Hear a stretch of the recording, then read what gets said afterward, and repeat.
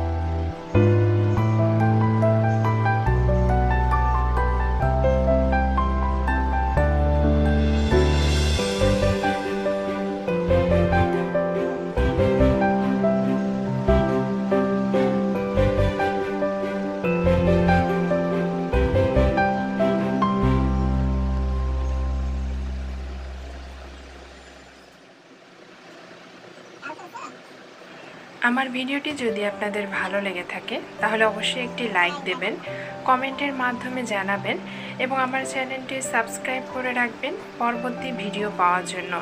ভালো থাকবেন। আসসালামু আলাইকুম।